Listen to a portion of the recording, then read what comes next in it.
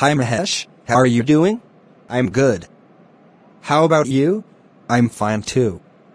How are you coping with Delhi's pollution? It's really terrible, especially in winter months. I recently bought a pollution mask to mitigate the effect of pollution, but you can't wear it all the time. But what to do at home? Air purifiers. Don't they work well? They do, but they aren't affordable for everyone. Moreover, would you want to run them for so many hours every day and for so many months? You've a point. I'm also planning to buy a pollution mask. What would you recommend?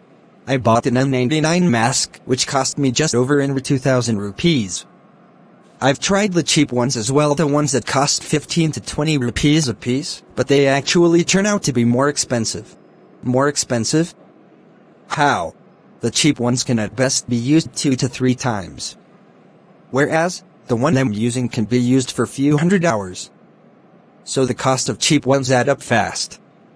But more importantly, the cheap ones aren't as effective as the N99 I'm using in filtering the pollutants. That's critical, right? What's the point of using a mask if it's not filtering the harmful pollutants? Agree. Anything else on pollution masks? Prefer a mask with exhalation valves. Valves help you exhale easily, especially when you're out of breath after walking fast or climbing stairs, and prevent buildup of moisture. We've been breathing the toxic air for the last few years. Do you foresee any abatement in pollution levels in near future, say this winter? I think it'll be marginal at best. Vehicular pollution can be controlled by taking the fuel inefficient, polluting old vehicles off the roads, but will it happen? Who is going to bell the cat to control stubble burning in the neighboring states? Construction activity is probably the easiest of the three to control. What about pollution from firecrackers on Diwali? There have been some restrictions on the use of firecrackers, at least in Delhi, but implementation is not easy.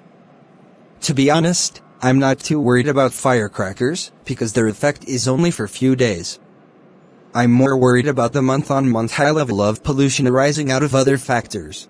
I agree with your points, but I think citizens too have some role in curbing pollution.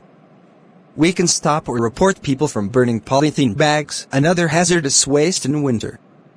We can also report construction activities in our neighborhood during the period it is banned. True.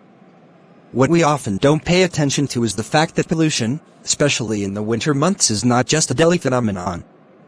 It grips most of North India. In fact, the Air Quality Index (AQI) of smaller cities such as Gwalior, Agra, and Lucknow often gets worse than Delhi's, and they don't get the same coverage in the national media as big cities such as Delhi do. That's right. And pollution is exacting such a heavy toll on human life.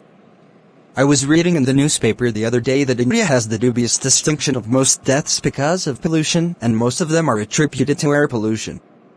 In 2015, a staggering 2.5+ million people died in India because of pollution.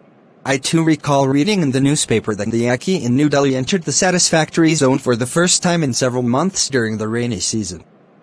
Things have come to such a pass that we heave a sigh of relief when the AQI moves from very poor to poor category. Imagine, satisfactory levels come once in few months, and that too by the grace of nature, rainfall. AQI in good category seems to be a distant dream. You've summed the state of affairs quite well. Let's hope things improve.